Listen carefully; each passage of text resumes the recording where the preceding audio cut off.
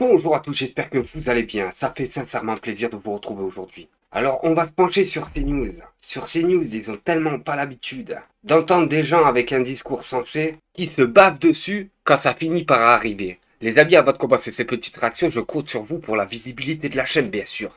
Un petit like, un petit commentaire, ça fait toujours plaisir. Et si t'es pas abonné, abonne-toi, c'est totalement gratuit. Sur ce, les amis. Certains font courir le bruit qu'il y aurait un enrichissement personnel. Vous vous rappelez que c'est pas le cas. Elle dit, elle le prend aussi de manière très personnelle parce qu'elle dit, voilà, je suis incriminé dans ce que je suis au plus profond de moi. C'est pas facile à vivre, non, c'est pas facile. La vérité, c'est que cet argent, il ne passe jamais dans les caisses du Rassemblement national. On servait à payer des assistants qui ne travaillaient pas pour le Parlement européen, mais pour le parti Front National. Oui. Premièrement, non, il travaillait pour les deux, André. Non, Julien Audoul qui fait un mail en disant à Marine Le Pen, est-ce que je peux aller voir Strasbourg, voir à quoi ça ressemble et rencontrer la députée pour laquelle je suis censé travailler. Et deuxièmement, le train de vie quand même de la famille Le Pen, le majordome de Jean-Marie Le Pen était payé lui aussi par des fonds du Parlement européen. Donc il y a eu un enrichissement personnel du clan Le Pen. Eh oui.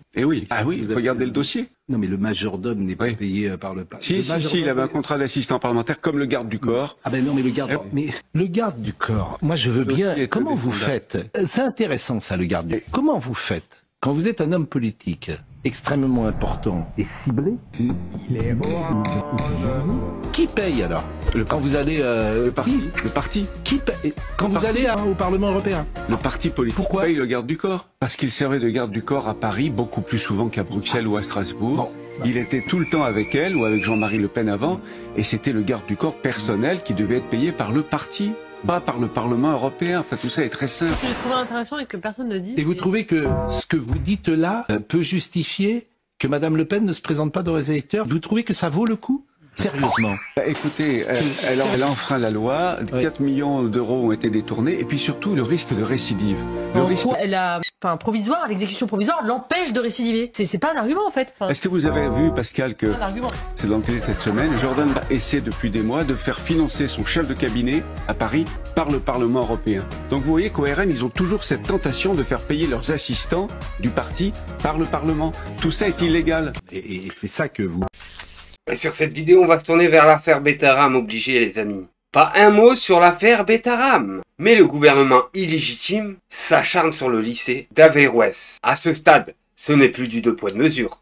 On appelle ça de la complicité. Évidemment, un contrat d'association ne dépend pas du ministère de l'Intérieur, mais du ministère de l'Éducation nationale, a indiqué hier qu'elle se réservait le droit de faire appel. Bon, pour ce qui me concerne, moi je pense que, évidemment, et je souhaite que ce soit le cas et que l'État fasse appel. Maintenant, je voudrais être plus précis pour redire que les faits sont graves. Que les faits sont graves, qu'ils sont significatifs de ce que je viens d'appeler l'entrisme islamisme, que je veux combattre avec la plus grande fermeté. Et le lycée Averroès est pour nous un bastion de cet entrisme. Et un entrisme qui, en plus, s'attaque à la jeunesse. On a dans des établissements qui devraient être des sanctuaires, des jeunes consciences, qui se construisent. Bien. C'est pas l'avis simplement du ministre de l'Intérieur d'aujourd'hui. C'était à l'époque l'avis de l'ensemble du gouvernement, ministère de l'Intérieur, Premier ministre, ministre de l'Éducation nationale. C'était l'avis, c'est toujours l'avis. Avant de venir ici, j'ai appelé Xavier Bertrand de la région Hauts-de-France. C'est l'avis de la commission consultative qui, à l'époque, s'était prononcée favorablement sur l'interruption de ce contrat. La décision date du 27 novembre 2023, là encore pour la résiliation du contrat d'association. Et ça a été d'ailleurs l'avis à 2 reprises, en référé bien sûr, en référé, du tribunal administratif de Lille. Qu'est-ce que vous voulez que je vous dise après ça, les amis? C'est un deux poids de mesure hallucinant. Regardez bien, ils s'en foutent, mais ils s'en foutent complètement. Ce gouvernement de dégénérés de l'affaire Betaram. Et regardez bien ça, même Borne n'en a rien à faire de Betaram. Au bout d'un moment, il faut se poser la question, pourquoi quand même? L'établissement privé qui va être dans l'actualité bientôt, c'est le lycée musulman Averroès À Lille. qui avait perdu son contrat avec l'État suite à une décision du préfet. Il y aura une décision de justice le 23 avril. Si le tribunal administratif décide que ce lycée retrouve son contrat, c'est ce qui se passera. Il n'y aura pas de recours de la part de l'État. Écoutez, on verra quelle serait la motivation pour contester la décision de l'État et en fonction, on pourra faire appel. Vous connaissez déjà les arguments, ils ont été donnés par le commissaire du gouvernement. Par le rapporteur public. Écoutez, on ne partage pas l'avis du rapporteur public, donc on verra ce que le Qui tribunal... dit, lui, qu'il n'y a pas de problème. Hein. Il se Qu'il n'y a pas de problème avec la il se trouve laïcité. que l'inspection disait autre chose, donc en fonction de la décision du tribunal, on pourra le cas échéant faire appel. C'est-à-dire, si le tribunal dit qu'il n'y a pas de problème dans cet établissement, l'État fera appel. Vraisemblablement.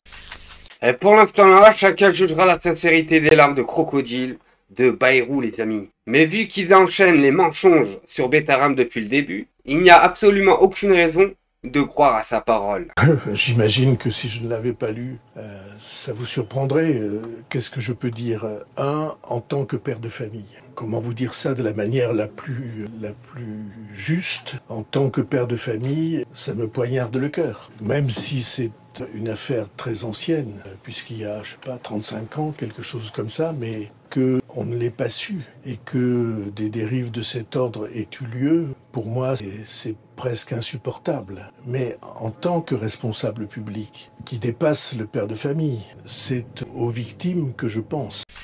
Et là, on va se tourner vers le délégué de la France Insoumise, Adrien Clouet, qui explique que 10 ans de Macron, c'est 200 000 chômeurs de plus. Ça suffit les mensonges.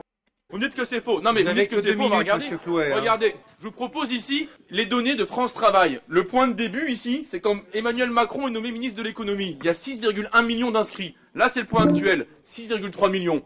Donc c'est 10 ans de perdu pour 200 000 chômeurs en plus. Donc non, ce que vous dites est faux. Je ne vais pas vous le montrer, mais puisque vous insistez, on vous explique. Et en 10 ans, les États-Unis ont racheté 1570 entreprises françaises, en plus des 200 000 licenciements. Alors si c'est ça la réussite Macron, si ça c'est votre définition de la réussite, on comprend mieux, votre bilan, mais on a encore plus envie de vous mettre dehors du coup. Et j'aimerais bien que certaines et certains d'entre vous viennent, par exemple demain, dans les piquets de grève à Thales ou Airbus, pour nous expliquer que tout va bien dans ce pays, parce que l'industrie, elle est démantelée. Et heureusement que nos collègues font cette proposition-là. Heureusement que Benjamin la dépose parce qu'on va la voter avec énergie. Elle est une des solutions et une des nécessités de la situation actuelle. Il faut bloquer les licenciements boursiers. Et là les amis, on va se tourner vers LCI. Écoutez bien le délire de la propagandiste ukrainienne qu'on envoie la mère Maquerelle ukrainienne de LCI sur le front avec un fusil d'assaut puisqu'elle veut tellement faire la guerre. Elle est totalement cinglée. Voilà ce qui dit long sur LCI. Écoutez bien ce qu'elle raconte. Les Français sont capables, les Français ont des moyens pour envoyer même les escadrilles des avions. J'ai précisé avec Didier, il m'a dit 200 avions il y a dans l'armée de l'air français, c'est ce que je demande. Ça nous suffit amplement, on rajoute les 200 avions, on détruit tout ce qu'il y a à la... Mais qu'est-ce que c'est ces gens-là qui viennent dans notre pays pour expliquer que c'est des jeunes Français qui doivent aller se sacrifier là-bas? Non, on n'a pas envie de se faire sacrifier là-bas. Non, on n'a pas envie de se sacrifier là-bas. C'est simple comme bonjour. Nous, on veut cesser la guerre. C'est simple comme bonjour. On veut quitter l'Union européenne vu qu'elle nous envoie dans une boucherie pas possible. Je vous le dis tout de suite. C'est qui l'a envoyé à votre avis? C'est l'Ukraine, oui, effectivement. Mais c'est aussi soutenu par l'Union européenne. Et quand je dis Union européenne, bien sûr, on parlera bien de la vieille sorcière Ursula. La frontière, dans la ligne de contact, on détruit les bases, on détruit les raffineries. Alors, réponds, général Richou. Donc c'est possible. Réponse à ça. C'est tout ce que j'ai à dire. Voilà. Attendez, précisez, attendez, on vous a pas entendu. Vous dites c'est dans les films. Bah oui, c'est dans les films où on détruit l'armée ennemie avec 200 avions en l'air dans un monde parfait. Non, paf, paf, 5 minutes de film, ils sont par terre, on a gagné. 70% des destructions aujourd'hui, ça se fait avec les drones dans l'armée ukrainienne. Ça n'existe pas. Là, je dis que la France, c'est même pas une opinion personnelle, c'est une analyse militaire que je livre. La France n'ira jamais seule offrir des garanties de sécurité à l'Ukraine pour se battre contre eux. Mais pourquoi on n'ira pas déjà? Simplement parce qu'on n'a pas la force, on n'a pas la taille de faire face à la Russie. Déjà, pour commencer.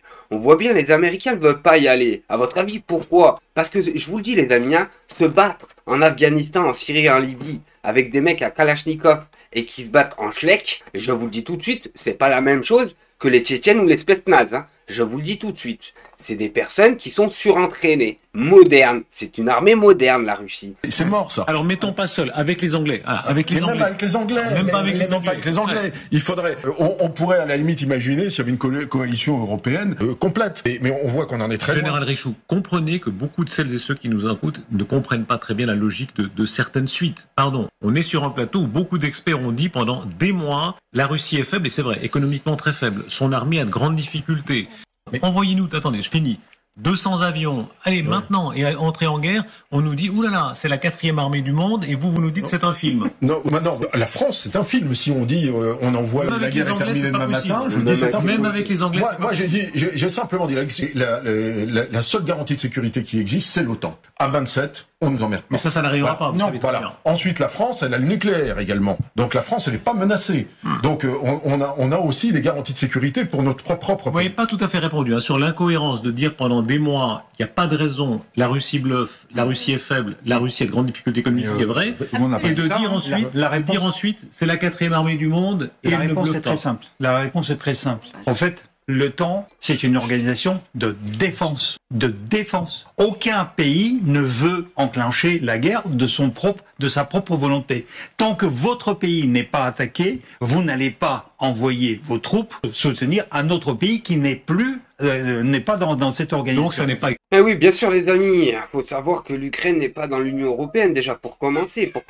Et déjà j'ai une question à poser, comment c'est avec les Anglais? Les Anglais, ce que sache, ils font pas partie de l'Union Européenne. Vous voyez ce que je veux dire? Pourquoi pas l'Allemagne? Pourquoi pas l'Italie? Pourquoi pas l'Espagne? Pourquoi pas le Portugal?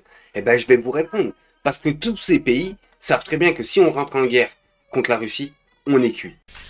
Et on va se tourner vers Mathilde Panot, députée de la France Insoumise, qui explique: 2 poids 2 mesures révoltants. Elisabeth Borne s'empresse de faire appel à la décision du tribunal concernant le lycée musulman d'Averroès, mais n'a toujours pas pris aucune sanction contre l'établissement de Notre-Dame de Bétharram. Révoltant, le 2 poids 2 mesures qui existe dans notre pays avec Elisabeth Borne qui a annoncé hier vouloir faire appel sur la décision du tribunal administratif qui a réinstauré le contrat d'association entre le lycée Averroès et le lycée sous contrat musulman et l'État, et que c'est révoltant parce que la décision du tribunal dit que c'était discriminatoire. Or, pour Bétharram, il n'y a aucune mesure qui a été prise et Madame Borne tarde toujours à les prendre, et je trouve ce 2 poids 2 mesures révoltant et indigne de notre République parce que, encore une fois, on voit qu'il y a une différence entre des établissements sous contrat catholique et des établissements sous contrat musulman, et la République ne peut pas l'accepter.